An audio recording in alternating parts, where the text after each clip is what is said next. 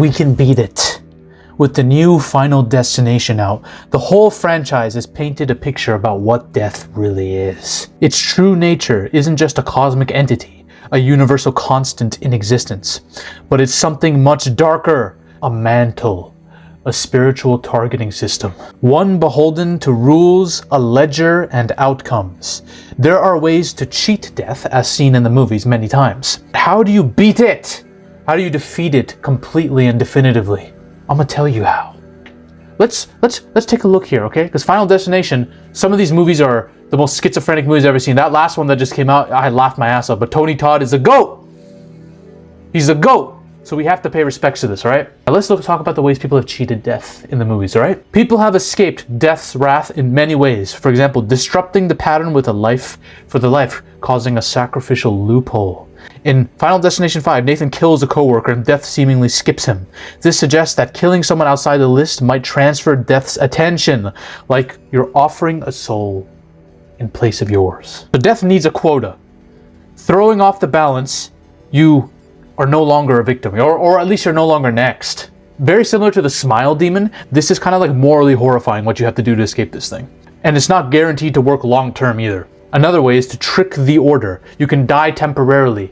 Give yourself a fucking heart attack or cardiac arrest with someone supervising and all that shit. Put yourself in cold water and do that. This could shuffle the sequence up. As long as you're able to flatline yourself effectively, you might be able to skip over death for a little bit.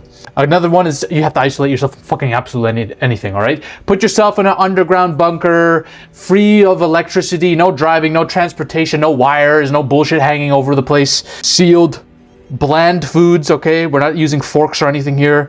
You gotta isolate yourself. Now, this is not feasible. Because yes, death might get bored and leave you, and you might not be able to get in, but you're going to die eventually. You're just waiting for it. This is hell. This is like a living hell. And none of this is really defeating death. You're just prolonging the inevitable. So how do you really beat him? How do you defeat him?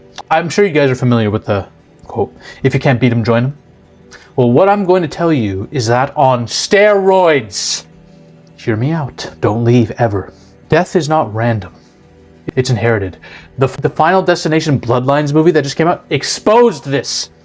The Bloodlines film focused on a family curse, suggesting that death's design may not be universal but like targeted through bloodlines. This implies that there are rule sets passed down, possibly by humans who once learned to control or manipulate the design. This now has a historical basis, hinting at ancient groups that beat death by killing intentionally and created a chain of survivors who passed on knowledge of how to avoid the reaping. The movie hints at a sentient force or avatar of death that once walked among the Bloodlines' ancestors, offering a deal. Serve the design or become a part of it. This suggests that death is a mantle. This gives weight to the idea that death can be fucking harnessed.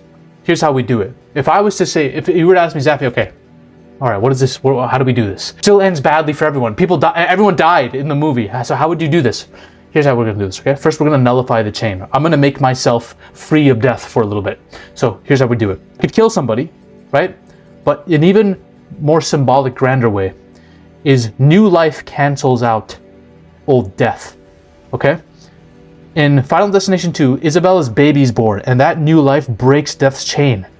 Creation might nullify destruction. We're going to have a child or symbolically bring new life into the world, all right? Maybe using another person's rebirth could also work to override my slot. So adopt, donate, or deliver in some way that alters fate's accounting. Here's what's going to happen. Ana de Armas and me need to be put in a room together so we can create the ultimate life. Here's why that works.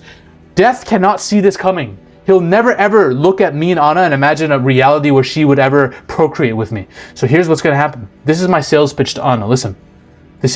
I am the perfect man for the job. I volunteer as tribute. Put us in a room, death won't see it coming. And the baby we have, dude, he's gonna be an aberration. He is gonna be an aberration. Me and him will be lopped off the list now. Death ain't coming for us. I will treat you and the child so well, Ana. I will quit cocaine for you, Ana. All right? Just listen to me. If death is a cosmic force with rules, adding variables like life it didn't anticipate forces a redesign. Here comes the next step. Now that I am free from death's clutches, okay? I have time to become death's designer. Don't leave. I'm gonna join the system that's trying to fucking kill me. To truly defeat death, you must stop being its victim and start being its agent. The one who enforces the design instead of obeying it. Okay, here's the thing. In Final Destination 5, killing someone takes their remaining lifespan, allowing the killer to survive, right? This implies death has a transferable ledger, one that can be manipulated by those willing to cross moral lines. I will be the most immoral person on the planet.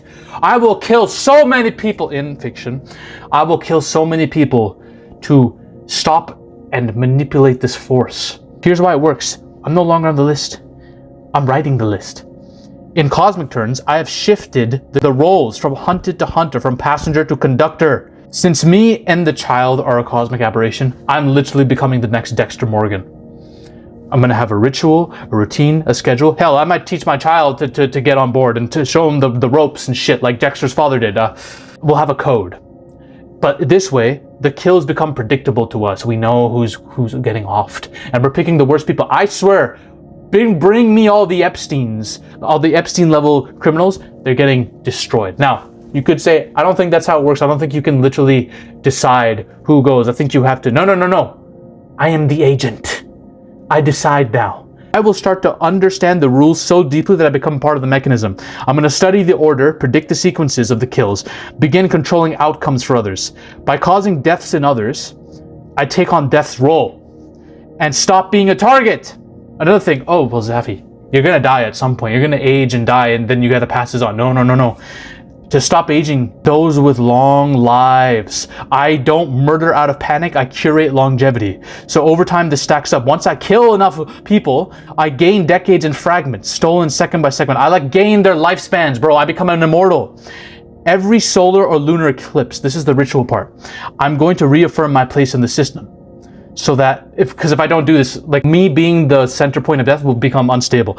So I'm going to use a symbolic act in the lunar eclipse. I'm going to take a life under the shadow of celestial convergence. Bring me the worst people on the planet. Bring me a lot of Hollywood executives. This is over.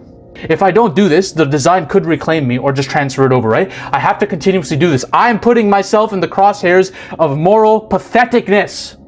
I am putting so much stress on my life by becoming an agent, but this is what needs to be done. It's what needs to be done. I'll be the slasher from Midnight Meat Train. And if I want to be the last death so it doesn't transfer on to others, I'm going to close the loop. I'm going to kill off or corrupt any potential successors. Bury the knowledge, burn the books, destroy any object or scroll that details the inheritance. And only I will remain a cursed immortal doing this with the burden of the weight of lives on my shoulders. I will do it. I can. I promise you. That is how I would defeat death. I'm literally going to become him. That's the only way.